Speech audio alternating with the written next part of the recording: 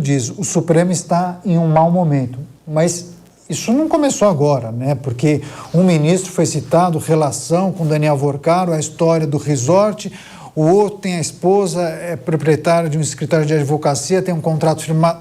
Não é disso que se trata. Eu acho que a gente vem tratando disso, né, Wilson, ao longo dos últimos anos.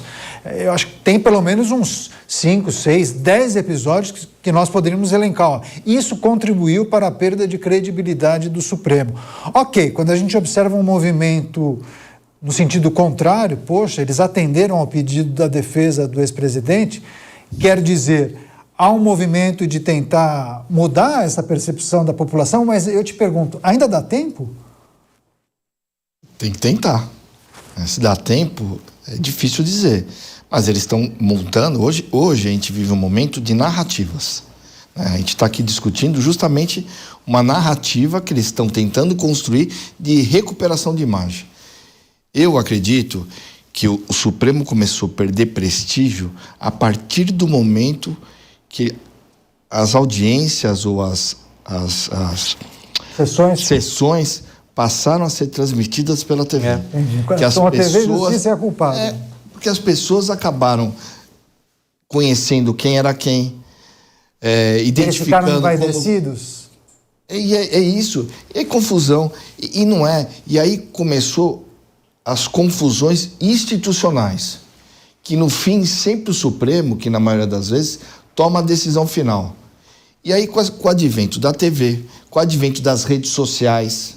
Porque o Supremo eram pessoas que você pouco enxergava, né? Deveriam se manifestar pelos autos, né?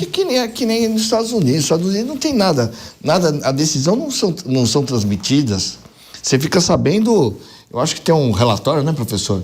Final da votação, despacho, nem quem votou, o que ou no que, né? Um despacho do resultado, né? Contido, autocontidos, e é isso, você tem razão. A partir do momento que você transmite, que as pessoas se colocam como personagens da República, os personagens que a gente, volta a dizer, a gente não tinha acesso, acabava nem conhecendo, a visão acaba mudando. Acaba mudando porque se aproxima do mau humor da política, se aproxima do mau humor da Câmara dos Deputados e do Senado. O Supremo entra no bojo do mau humor da população junto à política nacional. E isso foi ruim para o Supremo, e acho que em alguns movimentos agora eles têm tentado criar uma narrativa de recuperação de imagem.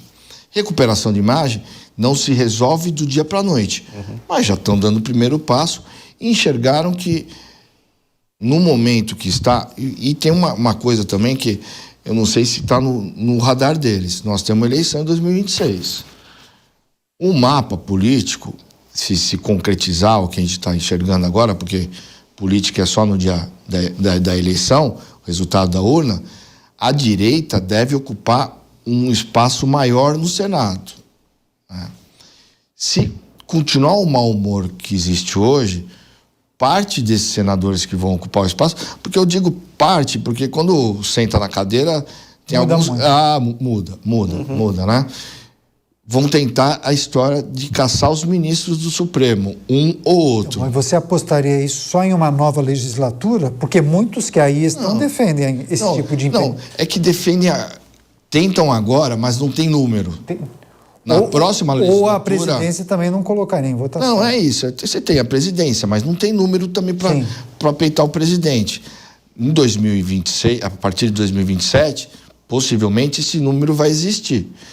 E o Supremo também deve estar enxergando um pouco isso e tentando, de alguma forma, diminuir o calor dessa questão de tentar, de alguma forma, caçar um ministro do Supremo. Pois é, a gente vai tentar conectar, inclusive, essa pauta da insatisfação de parte do Legislativo na figura do Senado Federal, no próximo giro de discussão, olhando já para o processo eleitoral. Deixa eu só chamar o professor Niemeyer, porque a gente fez um exercício aqui para verificar a situação atual do Judiciário, mas, claro, Supremo Tribunal Federal, em meio às acusações de ativismo judicial, desrespeito às prerrogativas dos poderes, há, inclusive, essa ideia de que o Supremo ou o Judiciário conseguiria dar um cavalo de pau, um freio de arrumação até o final do ano, ou pelo menos nos próximos meses. Como observa esse processo, professor?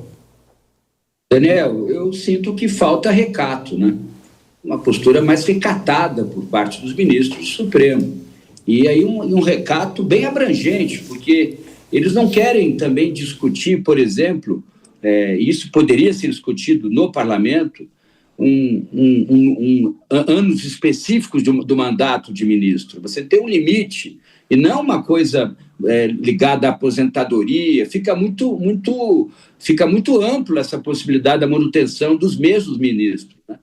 Existem muitos projetos que querem discutir uma reforma no Supremo, mas o principal é o Código de Ética. Pode ser interno, à medida que o presidente do Supremo, o Fachin, está tentando fazer, que é trazer mais transparência e fazer com que os ministros, no limite, tenham mais recato. A TV Justiça, os professores estão certíssimos, foi um instrumento de exposição exagerada dos ministros. Tudo bem que fazia parte de um processo pós-redemocratização, de dar mais voz e visibilidade às estruturas do Estado brasileiro e republicano, às estruturas da República, né?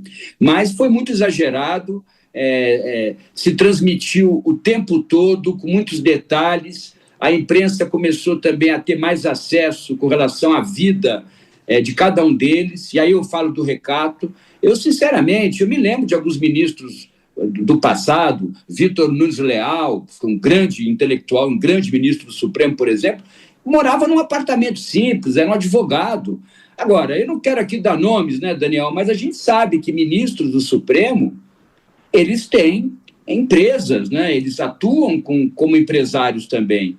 Eu me recordo, outro dia, conversando com os alunos do IBMEC, mencionando a carreira do diplomata. Os diplomatas, pelo menos na minha época, os diplomatas não podiam ser donos de empresa, ter outro emprego além da diplomacia. O máximo era ser professor. Eu espero que isso continue na chancelaria brasileira, e o mesmo deveria acontecer com relação aos ministros do Supremo. Falta recato. É isso que eu posso resumir até agora, depois da fala dos professores, né? Pois é, e aí eu quero conectar essa discussão à situação levantada pelo Wilsinho, o quanto desse cenário deve ditar os debates eleitorais e podem, inclusive, motivar a decisão do eleitor. Eu vou votar nesse porque esse candidato defende esse tipo de pauta. E aí o Wilsinho deu o exemplo do Senado Federal. Há um grande contingente de pré-candidatos ao Senado que defendem, inclusive, impedimento de ministro do Supremo. Eu vou recuperar a ideia e o conceito trazido aqui pelo Wilsinho. Vou tomar a liberdade, já que ele disse que poderia... O senhor é professor, o senhor pode chamar de Wilsinho, né? Enfim, que é a narrativa. A depender da construção da narrativa, ela pode sim ter uma conexão muito forte com essa ideia que quer dizer, uma parte do bolsonarismo radicalizado tem o desejo número 1, que é impeachment de ministro do Supremo. Professor, inclusive, parte desses eleitores vão votar no senador? Por isso. Por isso? Isso. Então, e outra coisa que o Sim aqui trouxe, e o professor Niemar reforçou, corroborou, a questão de aparecer deste ministro que deveria ser recatado. O professor Niemar lembrou do Vitor Nunes Leal, né, Coronelismo, Inchado e Voto, um clássico, né, da ciência política brasileira, da reflexão política brasileira, né?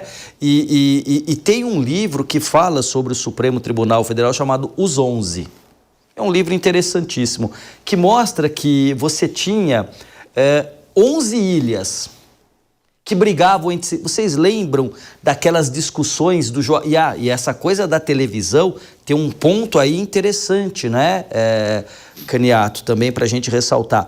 O julgamento transmitido do Mensalão deu essa notoriedade a ponto da gente conhecer os 11 ministros, e hoje eu não sei declinar o nome dos 11 jogadores da seleção brasileira, mas a gente sabe os 11 ministros.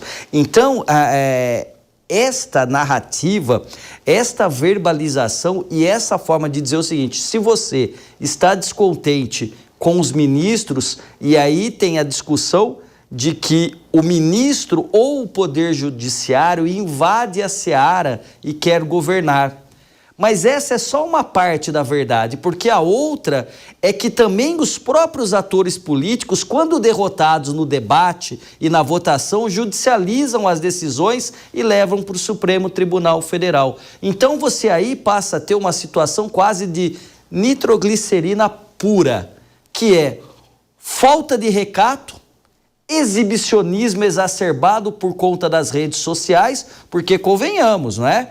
Qualquer ministro, qualquer político já não consegue mais jantar ou comer porque tem alguém com o celular filmando no banheiro, no restaurante, na frente de casa, caminhando na rua e muitas vezes provocando. Então a gente tem aí uma conjugação de fatores que tornou essa hiperexposição, no meu entendimento, ruim. Eu concordo com a tese de um mandato para ministros do Supremo. Eu concordo com, inclusive, uma tese que limitaria mandatos até mesmo para deputados que estão há 10 legislados, 40 anos, né, na Câmara dos Deputados. Não, vamos renovar. Aí é um problema também das instituições e dos atores que eles são indignados seletivamente. O problema é só lá e não aqui. Então a gente tem que pensar, e eu acho que a palavra radical, ela não é ligada ao extremismo. Radical é quem vai à raiz do problema. Então, se a gente for pensar, e aqui chama-se visão crítica, porque a crítica ela tem que ser radical, para a raiz a gente tem que pegar vários aspectos, não apenas o Supremo Tribunal Federal, mas em síntese, sim, Daniel.